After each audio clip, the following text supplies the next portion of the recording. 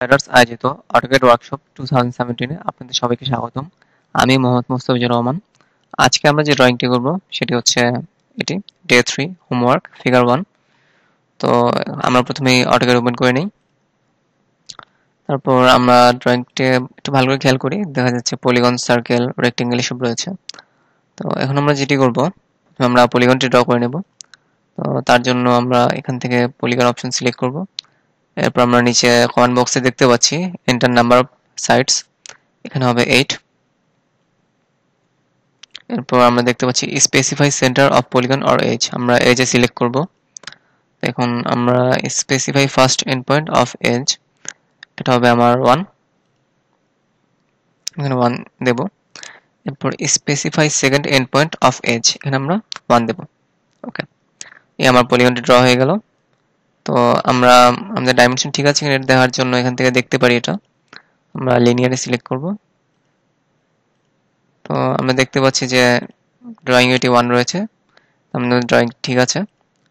এখন আমরা যেটা করব, আমরা বাকি অংশটুকু আপডেট করব।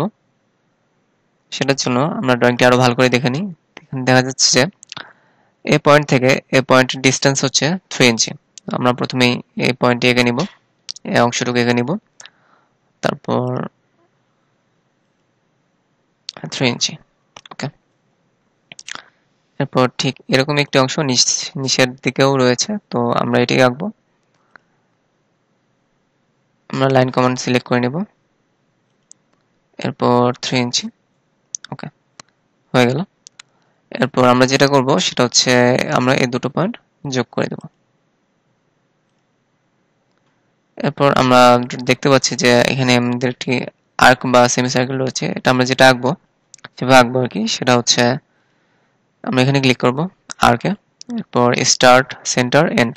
ওকে, এখানে স্টার্ট, এরপর এই যে সেন্টার, এরপর হচ্ছে এন্ড। ওকে, হয়ে গেল আমাদের আর্কটি। এখন এই লাইনটি আমাদের প্রয়োজন নেই আর, আমরা এটি ডিলিট করে দিতে পারি, আমরা সিলেক্ট করে ডিলিট বাটনে প্রেস করব। ওকে, তো এরপর আমাদের আমরা যদি এই সার্কেলটি আঁকতে চাই, এর জন্য আমাদের এই পলিগনের সেন্টার পয়েন্টই দরকার। এর জন্য আমরা যেটা করব, আমরা লাইন কমান্ড সিলেক্ট করব। আমরা লাইন পয়েন্টে এরপর এই পয়েন্ট আর এই পয়েন্ট যদি আমরা যোগ করে দেই, আমি অর্থ মোড অফ করে দিচ্ছি। ওকে, এখন আমরা যেটা করব, এই সার্কেলটি আঁকবো। ওকে, দেখা যাচ্ছে সার্কেলের রেডিয়াস হচ্ছে 1 ইঞ্চি। ওকে, আমরা 1 দেব, হয়ে গেল। এরপর আমরা এই লাইনটি ডিলিট করে দেব। আচ্ছা, এখন আমি দেখতে পাচ্ছি আমার এই সার্কেল থেকে এই সার্কেলের ডিসটেন্স হচ্ছে 2 ইঞ্চি। ওকে, আমরা কিছুই না, একটি লাইন আর টানবো এখান থেকে, এখান থেকে আমি অর্থ মোড আবার অন করে নিচ্ছি। আর এটা ছিল আমার 2 ইঞ্চি।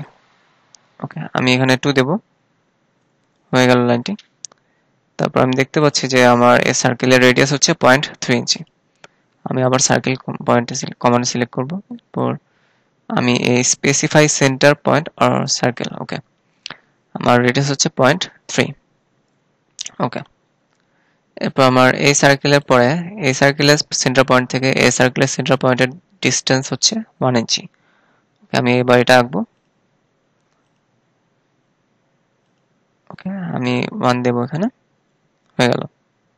ওকে, এবার এই সার্কেলেরও রেডিয়াস ছিল 0.3। ওকে, আমরা এই সার্কেলটি আঁকবো 0.3, হয়ে গেল। এরপর আমার এ স্কোয়ারটি আঁকতে হবে। এখন আমরা দেখতে পাচ্ছি এর প্রতি বাহুর দৈর্ঘ্য হচ্ছে 0.5 ইঞ্চি। আমরা এটা যেভাবে আঁকবো সেটা হচ্ছে, আগে আমরা এই রেক্টেঙ্গেলটির সেন্টার পয়েন্ট যদি দেখতে পাচ্ছি যে এই সার্কেলের সেন্টার পয়েন্ট থেকে এটা 1 ইঞ্চি দূরে, আমরা আগে 1 ইঞ্চি একটি লাইন টানবো। 1, আমরা যদি একটু ভালো করে খেয়াল করি আমরা দেখতে মানে বুঝতে পারছি যে এখানে মিড পয়েন্ট থেকে এই ডিস্টেন্সটি হবে 0.25 ইঞ্চি, যেহেতু পুরোটির দৈর্ঘ্য 0.5 ইঞ্চি। আমি এখন সেটাই আঁকবো। ওকে, এখান থেকে ফার্স্টে আমি 0.25 ইঞ্চি লাইন টেনে নেব। এরপর আমি নিচের দিকে 0.25 0.25।